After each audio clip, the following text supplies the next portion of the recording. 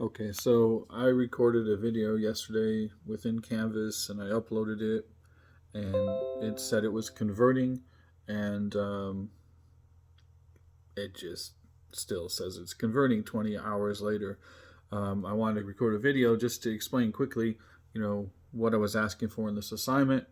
I assigned it for this time, even though we haven't really gotten much at all into critical discourse analysis. Um, because Columbus Day is Monday. Columbus Day, or Indigenous Peoples Day, as it should be if you're not supporting, white nationalist, settler, colonial discourse and um, hegemonical narratives. Hegemonical meaning the way in which a group controls the ideas and the discourse, the way in which language is used in a culture um, to create narratives and that empower certain groups of people and disempower others. So this is actually a textbook I used for a few years when I was teaching junior English, right? Which and junior English in California is basically American literature. So the point here is that um, in a way, since and it really took active civil rights struggles to change things, but in a way, in the last few decades, the discourse about race and pluralism and things like that has changed a lot. Before, if you look at older textbooks, then you can see they are white nationalist, largely white supremacist, and that's the narrative, and you don't really get any other consideration of other narratives. Um, you know, um, you had a movement, you know, really took off in the late 60s to a certain extent, the 70s. Um, and by the 90s, you had a push towards what they called multiculturalism. But the problems with multiculturalism were that it often would um, include opposing point of not opposing marginalized voices, um, just as side notes, little things in there talking about non-white, non-rich people, um, just as kind of isolated figures, or to add spice or color or something like that to the narratives. But the basic narratives about the history of the Americas didn't change, right? So when you get a textbook like this, which I think it's about 4 or 5 years old, um, it has good material in it, but that good material, that material is still subsumed under headings which keep the hegemonical discourse, which keep the discourse of power, which keep repeating the same white nationalist mythology that is the foundation of, um, you know, the Declaration of Independence, the U.S. Constitution, the Declaration of Independence, which calls indigenous people merciless Indian savages, in the complaints against King George that Jefferson formulated. Jefferson, who owned over 200 slaves, um, and was very guilty of horrible human rights violations against those slaves.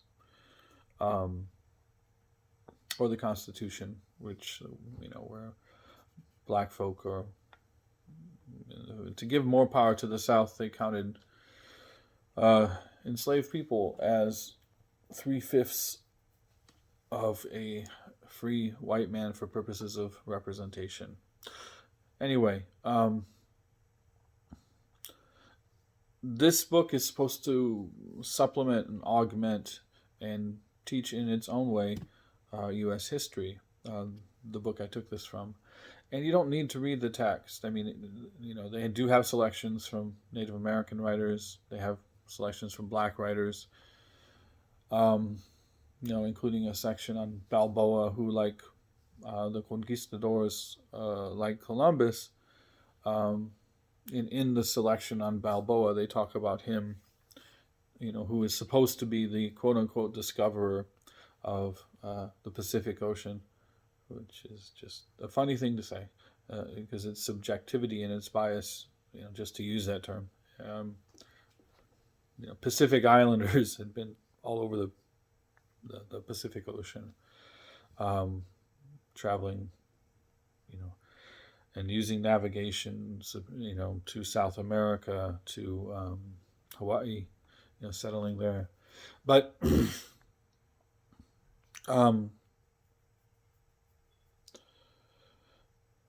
the narrative on Balboa actually contains facts like that he threw indigenous babies to his war dogs, the Spanish war dogs, which is something you saw if you read Bartolome de las Casas or other eyewitnesses to Columbus's colonization in what's now the Haiti and Dominican Republic, but was called Hispaniola back then, and was the seat of Spanish power before it moved to Cuba, and then before it moved to Mexico City. Anyway, I wanted you to really, all you have to look at is, and I wrote this, right.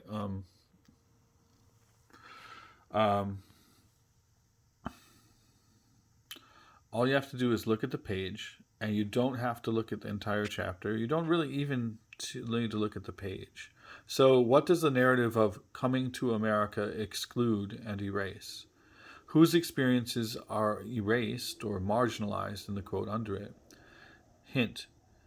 What do you think are the reasons that most Americans envision the history of the Americas beginning in 1492 or 1607, right? 1492 with Columbus, or 1607 with Jamestown, or 1621 with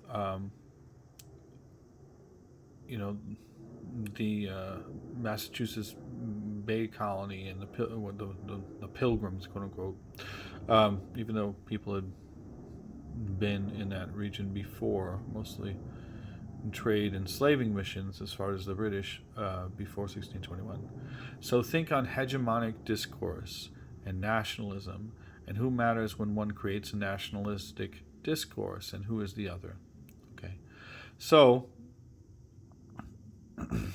all I really want you to focus on is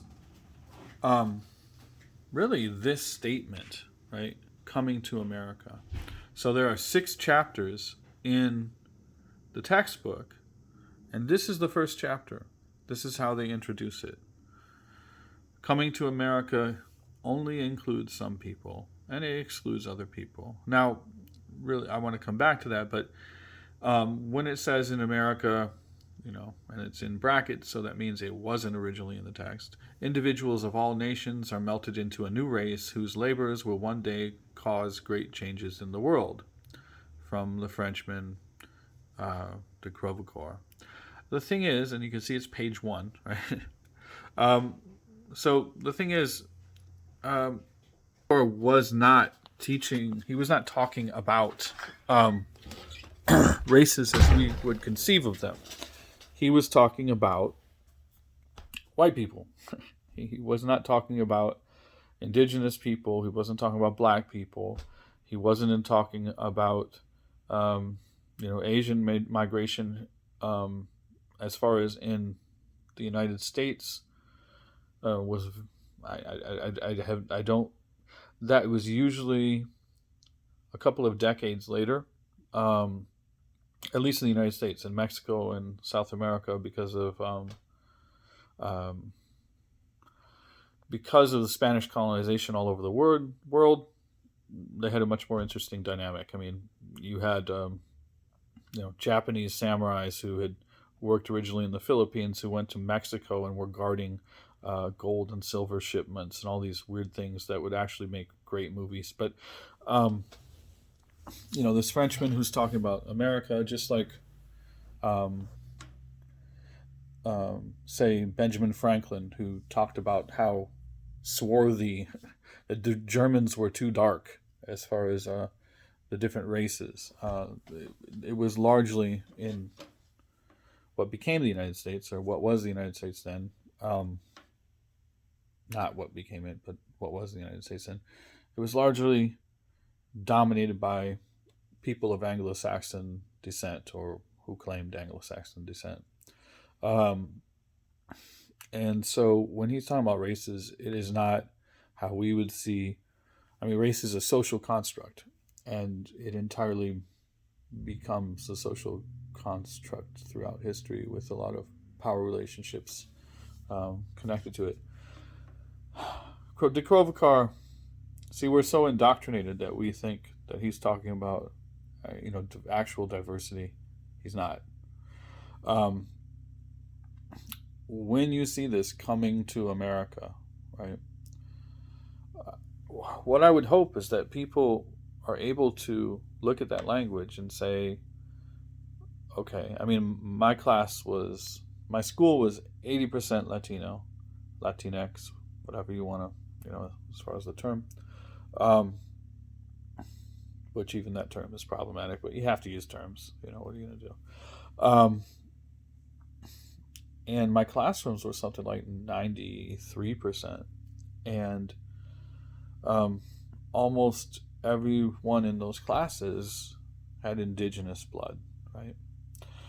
So if you say coming to America, right, you're giving priority to and primacy to um, white immigrants who came from Europe. They came to America. Right? America is, if you're saying coming to America, they're referring to the United States. But there are Americas, and all the Americas were colonized. From the Tierra del Fuego to near the Arctic, really, and the Caribbean, everything. Um,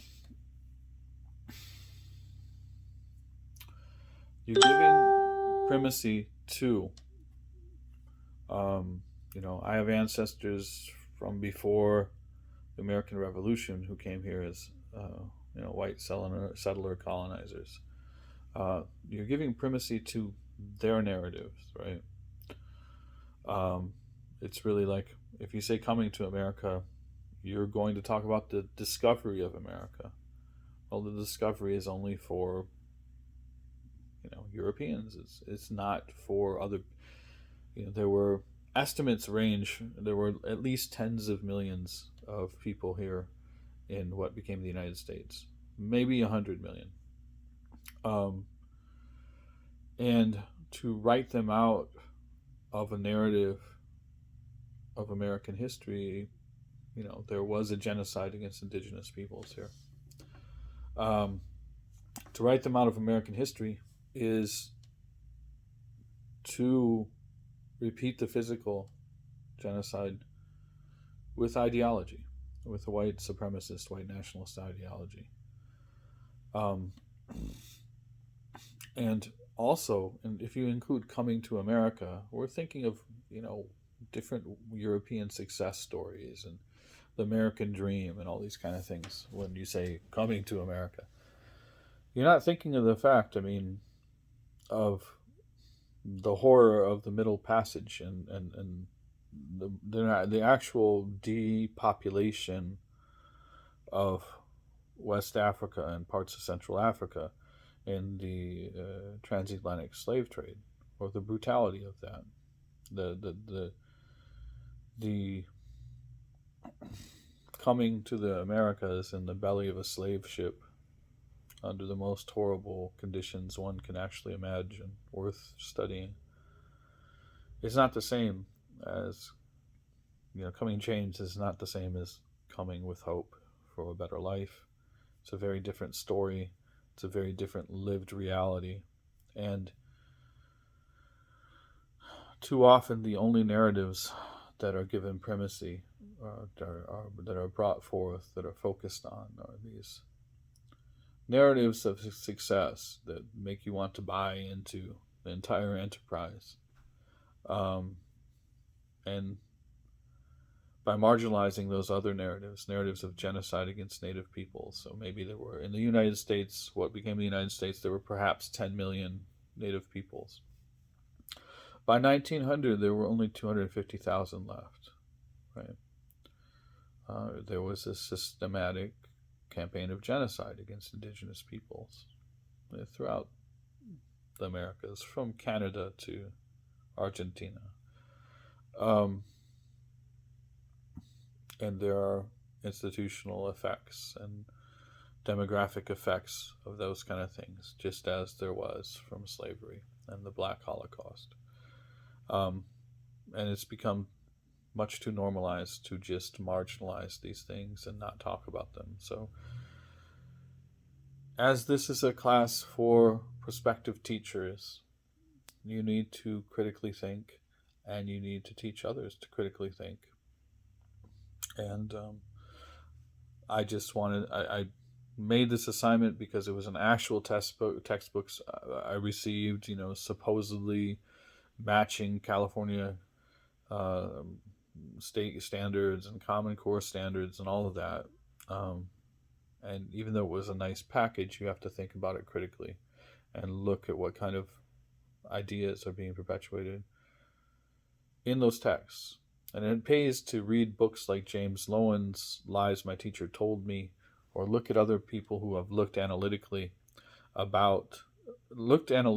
American textbooks, and especially history textbooks, and then the lies and cherished myths and propaganda that they put out. Well, I hope that explains stuff. I'm sorry it was a bit long-winded. It's actually a giant topic, and it is an important topic. So, good luck.